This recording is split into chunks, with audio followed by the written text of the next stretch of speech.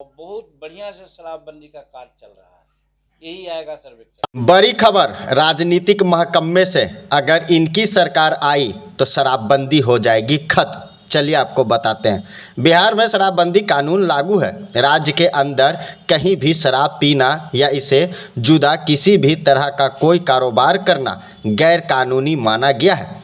लेकिन बावजूद इसके इस कानून की वस्तु स्थिति क्या है वह किसी से छुपा नहीं है। ऐसे में अब इस शराबबंदी कानून को लेकर हिंदुस्तानी आवाम मोर्चा के संरक्षक जीताराम मांझी ने बड़ी बात कह डाली है। मांझी ने कहा कि शराबबंदी सफल नहीं है। यदि हमारी सरकार आई तो बिहार में फिर से शराब चालू हो जाएगा। जीताराम मांझी ने कहा कि नीतीश सरकार और मद्य निषेध विभाग के तरफ से यह दावा किया जाता है कि शराबबंदी सफल है, इसको नोबेल पुरस्कार मिलना चाहिए। लेकिन हकीकत यह है कि शराबबंदी के मामले में जो बंदी हैं उनमें 80% दलित लोग हैं जो एक पैक पीकर शाम में घर जाता है। वैसे लोगों को इन्होंने बंद कर रखा है। मांझी ने कहा कि 500 कमाने वाले 2000 और 3000 कहाँ से देंगे, इसी वजह से वह जेल चला जाता है। आपका यह शराबबंदी कानून कहीं से सही नहीं है। यदि मेरी सरकार आई तो हम लोगों या तो गुजरात के तर्ज पर इस कानून को लागू करेंगे या यूं ही खुला छोड़ देंगे। पहले से तो बिहार में शराब चालू ही था ना। इसके आगे मांझी ने खुद को लेकर सीएम नीतीश कुमार के तरफ से कहा कि कई बातों पर नाराजगी जाहिर करते हुए कहा कि यदि उस समय मैं विधानसभा में नहीं रहता तो सीएम के उस बर्ताव को बर्खास्त नहीं करता। मैं विधानसभा के अंदर था, इस वजह से लिहाज कर लिया।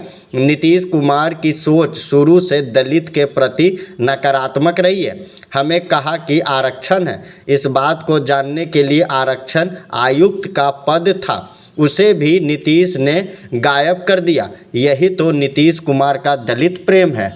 इतना ही नहीं, 2017 में क्लास 4 में शेड्यूल कास्ट से बहाली को बंद कर दिया। अब बस एजेंट के माध्यम से बहाली करवाते हैं। पहले ऐसी प्रक्रिया नहीं थी, पहले डायरेक्ट बहाली होती थी, कई आउटसोर्स से नहीं। शेड्यूल कास्ट को लेकर नीतीश कुमार का रोल शुरुआत से ही नकारात्मक रहा है और यह सिर्फ ढोल पीट रहे हैं कि हम शेड्यूल कास्ट के हिमायती हैं। इससे आगे उन्होंने रत्नेश सदा को लेकर कहा, बिहार सरकार में क्या होता है कि यह अपने देख लीजिए, यह अपने मंत्री का माइक छीन लिया गया। हम रहते तो बर्खास्त नहीं करते, ऐसे मंत्री के साथ कोई कैसे कर सकता है। हम तो यही कहना चाहता हूं कि शेड्यूल कास्ट से आने वाले मंत्रियों को इस्तीफा दे देना चाहिए। मुझे तो यह समझ नहीं आता है कि बेइज्जत होकर कोई कैसे पद पर बना रह सकता है। नीतीश कुमार जी कहते हैं कि हम शेड्यूल कास्ट के हिमायती हैं। इसको लेकर उन्होंने भीम सांसद का आयोजन भी करवाया। रत्नेश सदा जब बोलने लगे तो उनका माइक छीन लिया गया, हाथ पकड़ कर बैठा दिया गया, उनको खूब डांटा गया। तो क्या जानते हो, ये सब तो सरकारी है, तुम कुछ भी बोलते हो बोलने नहीं दिया जाता है। उनको ठीक उसी प्रकार डांटा गया जिस प्रकार विधानसभा में जीताराम मांझी को बेइज्जत किया गया था। सच यही है कि वो कभी शेड्यूल कास्ट के हिमायती नहीं रहे हैं। सर्वेक्षण वैसा ही होगा जैसे जाति आधारित गणना हुई। ये बात अपना प्रूफ करने के लिए कि बहुत अच्छा है, आज ही मैं लिख देता हूँ, आएगा सर्वेक्षण में कि सब कोई चाहते हैं कि शराबबंदी हो और बहुत बढ़िया से शराबबंदी का कार्य चल रहा है। यही आएगा सर्वेक्षण में। ये चूँकि ऐसे कहने में दिक्कत होती है तो एक सरकारी अमली जमाव पढ़ना देंगे जैसे कि जातीय गणना में उन्होंने करवाया है, इसलिए वो भी फेक होगा।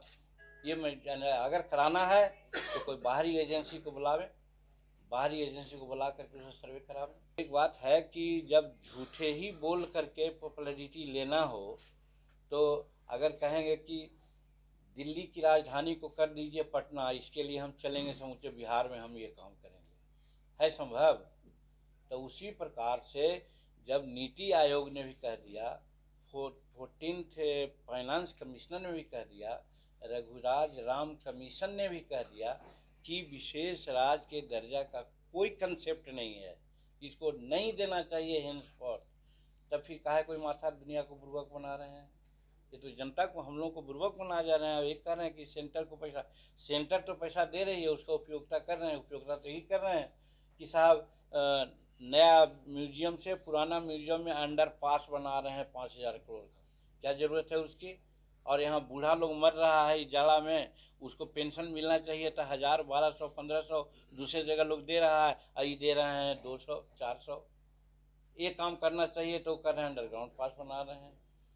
गया में इंद्रपुरी से पानी आता, 12 मास पानी आता, उससे नहर निकालते, अंडरग्राउंड वाटर रिज्यूम होता, तो ये उल्टी गंगा बहा करके 6,000 करोड़ रुपया में तर्पण के लिए गया में पानी दिए। उससे कोई फायदा है क्या?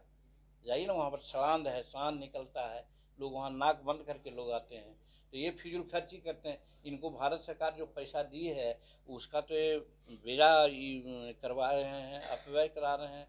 कई वो पुल देखा आपने, सुल्तानपुर में देखा है आपने, किशनगंज में देखा, हमारे यहाँ भी एक पुल इमामगंज में भी है, सब बना नहीं कि धंस गया। कैसा इनका ये होता है? यही तो करते हैं कि एस्टीमेट घोटाला इनके यहाँ चल रहा है। अब बाहर के लोगों को बना करके मार कमीशन ले रहे हैं लोग। पेंशन भी बंद किया जा रहा है शिक्षकों का। यही गलत है। क्यों पेंशन बंद होगा? तब शिक्षक का पेंशन आज बंद कर रहे हैं, कल बूढ़ा बूढ़ी लोगों का पेंशन बंद करेंगे, किसी और लोगों का पेंशन बंद करेंगे। जब दुनिया पेंशन, नया पुराना पेंशन की मांग कर रहा है, अभी बंद कर रहे हैं, तो यही तो इनकी लोक कल्याणकारी नीति है। अब उसको अब इम्प्लीमेंट कर रहे हैं। लेकिन एक चीज़, जिस नाम पर विकास मित्र को बुलाया गया कि आप लोगों की सेवा को हम रेगुलराइज कर देंगे, आप लोगों को गवर्नमेंट सर्वेंट बना देंगे, लेकिन आज वो निर्णय नहीं ले सके हैं। क्या दिक्कत है उनके सामने? पहले से निर्णय था, एक चीफ मिनिस्टर का निर्णय था, उस निर्णय को इनको इम्प्लीमेंट करना चाहिए था। क्यों नहीं इम्प्लीमेंट कर रहे हैं?